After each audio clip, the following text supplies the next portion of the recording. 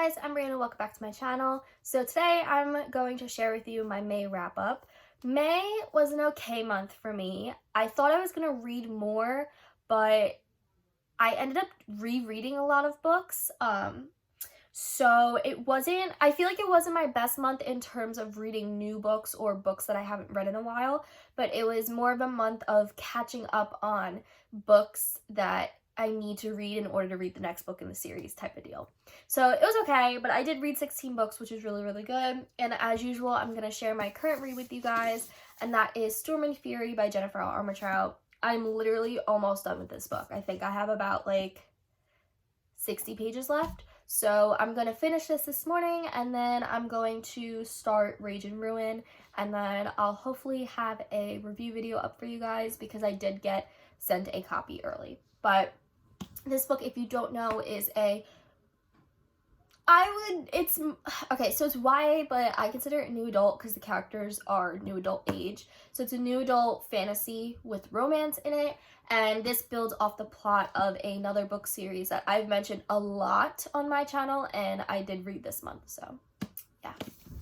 Then I read only 4 Kindle books this month, and they were all part of a series, and that is the Alpha Girl series by Aileen Aaron. This is the first book, Becoming Alpha. The second book is Avoiding Alpha. The third book is Alpha Divided, and the fourth book is Bruja. So the first book I gave a 4 out of 5. The second and third I gave 3s, and the fourth one I gave a 4 out of 5. So this I actually got from one of my favorite booktubers that I watch. Her name is Becca. I'll link her channel down below. But her booktube is In a Bookshell. She reads YA, new adult, and adult romances, so kind of exactly like me. And I love her channel. It is so, so, so good. But she read these, and these were released in like 2013, so they're like very old YA books. They are YA paranormal, I would consider them, and they are werewolf books. They follow a girl named Tessa McCade, and she gets bitten by a werewolf, so she is becoming a werewolf, and it's all about her and everything. But there are vampires in this book who are actually bad. Werewolves are good. And then there's also brujas, which are witches, but there's different sects, so there's evil and there's good, and there's just a lot going on in this book. I do recommend it if you want something that's more young adult and just an easier type of read. I do really like the character development in these books, and the plot was really good, but it wasn't like a super amazing book for me. It was more of an average read, but I did enjoy it, and the first 4 books were on sale, so I bought them off my Kindle, but the rest of the series I'll probably pick up and continue later, but it wasn't a like urgent read for me. And yeah, but there's 9 books in this series so far, and it's a lot going on, but I do really enjoy it, so go pick it up if you want a read. So the next books I read were print books that I own. So the first book, I finally finished this book, guys. If you have been watching my channel, I started this back in like January, and yeah, I never finished it. But I finally finished it this month, and that is A Bale of Vines by Tilly Cole. This book I ended up giving a 3-star, and for me, it kind of hurt because I love Tilly Cole, and I really, really enjoy most of her books. There are a couple that I'm not a huge fan of, and sorry, my hair is being all weird, but this book is a adult contemporary romance. It is emotional, but honestly, I feel like I wasn't really invested in it as much. I may go back and give this a 2 stars because I just really didn't connect with it. But this is about royal Italians, and there's an arranged marriage, and it's about a winemaking business, and the king dies, so the prince has to take over, and the prince has to marry this wealthy woman who the book's about, and then she falls in love with the winemaker instead of the prince, and it's all about their relationship and everything, and then they get torn apart and come back together, and there's revelations. So there's a lot happening, but I just wasn't a huge fan of it. It could be it's just not my type of book, but it surprised me because her other emotional contemporary novel I absolutely loved. But this one I just really couldn't connect with, and I don't know. It's kind of weird because I feel like I'm on the low part of the spectrum because everyone that reads this book loves it, but I just wasn't a huge fan of it. So yeah, I think I'm gonna go back and change my rating to 2 because yeah, wasn't my favorite.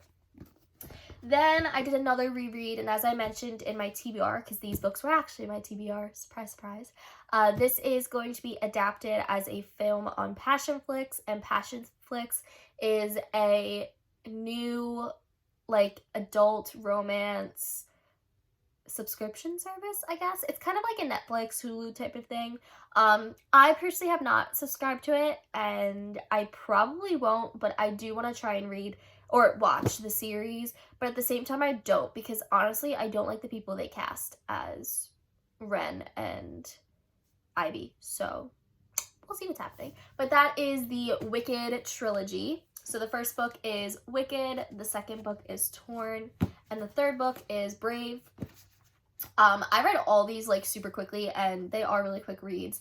They are new adults, paranormal, no, more fantasy books. So yeah, but I really enjoyed these books. I gave them all 5s. They are rereads for me. They follow Ivy, who is a Fae hunter, which I think is interesting, and the Fae are evil, but then there's a whole bunch of other stuff that happens that I can't tell you because it's a spoiler.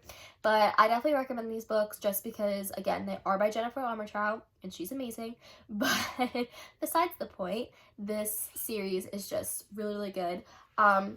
There is also a novella spin-off series about the prince, so I can't get into detail with that because that's, again, a spoiler, but she's actually releasing a bind-up of the trilogy novellas in mid-June, so I think I'm just going to get the bind-up instead of getting the 3 books separately, and then read that because I want to. The next book was a new release that I picked up, and that is See No Evil by Ivy Fox. This is part of the Society series. I think it's going to be 4 books. This book was interesting. So to me, it was marketed as a college sports romance. So I was like, okay, I'm going to get it because it's a decent sized book and it's what I like. But it wasn't. It was more of like a mystery thriller, college aged. I don't really know what happened in this book. I kind of read it and I was like, what? I did give it 4.5 because it is really good and the character building is phenomenal, but I feel like the plot for me was so hard to get into because it was just so much happening, but they didn't really tell you anything. So it was kind of like, it reminded me of Pretty Little Liars. You find out so much information, but at the same time you find out nothing. So I was like, what the frick? I don't know. I was just really confused. But it's about these 4 guys who are really close friends and they're all going to college, or at least they're college aged. And something happens. I assume they were involved in a murder. That's what it makes it seem like. And someone who's not supposed to know found out and is basically part of the society, which is a secret group in college, and they are basically making these guys like destroy their lives and other people's lives in revenge for what they did, so no one knows what they did, if that makes sense. I definitely did not describe it well, but honestly it was really good. The second book does come out this June, so I'm definitely gonna pick it up. It was weird because I enjoyed it, but it was just hard to enjoy it, if that makes sense, because there was just so much happening, but again, I found out nothing. So, I don't know. It was good.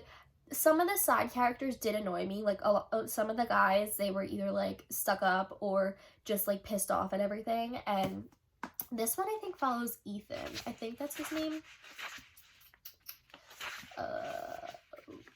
Now I need to find out if it's Ethan or not. Easton. This one follows Easton. And he is a football player, so yeah, but then it talks about like different sides of town. So he basically is tasked with ruining this girl's life who lives on the south side of town, which is like the bad side of town. I don't know. I don't really know how to feel about it. It was like really good, but it's just hard for me to describe. So if you're interested in like a kind of weird, twisted mystery thriller, pick this one up. Then I finally got to The Kiss Quotient and The Bride Test by Helen Wong. It's book 1 and 2 of a now 3-book series. Book 1 was a reread for me. I gave this book 5 stars, and this one I gave 5 stars as well. Book 1 follows Stella, and then book 2 follows Kai, which is Michael in book 1, his cousin. And I really enjoy these books just because it has a character who both have a character with autism in them, and they're one of the 2 main characters.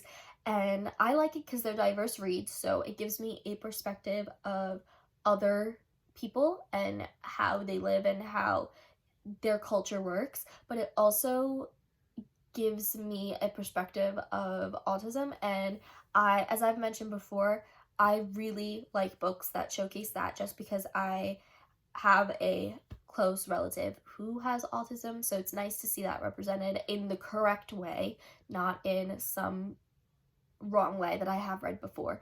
But these books are very strong, and as much as they are light contemporary romances, there's a lot that happens in here that makes them just really great reads, and I really recommend them, especially for summertime.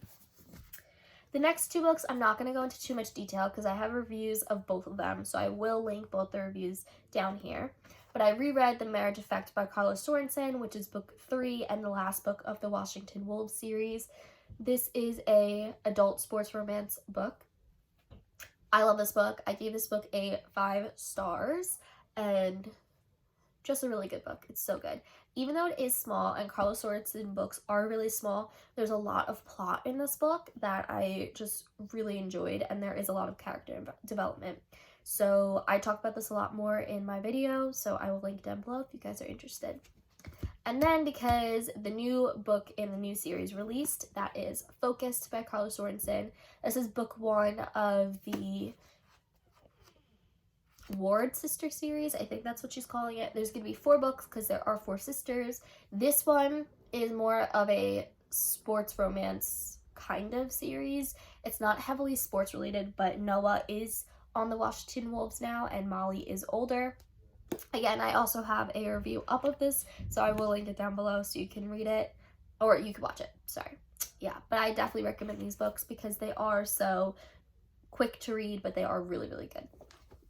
And the last set of books. So as you guys have been following along with me, if you have, I've been doing a reread of the Dark Elements series. So these are these books, and these are, I consider them more new adult, but I guess they're YA fantasy, and they follow gargoyles. And I do have, again, a review of White Hot Kiss up, so I will link it in the description down below if you want to check it out and know more in detail. But these books are so phenomenal. Again, I gave them all 5 stars, just beautiful. And this is what Storm and Fury, this is kind of Storm and Fury's prequel series. But the first book is White Hot Kiss, the second book is Stone Cold Touch, and the third book is Every Last Breath. So if you want to know more about White Hot Kiss, I will link it down below, but 100% recommend it, especially if you are coming off a Sarah J. Maas kick, or if you need a new YA fantasy author. She is my go-to. She is amazing, and I love Jennifer Armentrout, so definitely check this series out. So those were all 16 books I read in May. I hope you guys enjoyed it, and I hope I have a really, really great reading month in June. That would be nice. So I'll see you guys in my next video, and I hope you enjoyed this one. Bye, guys.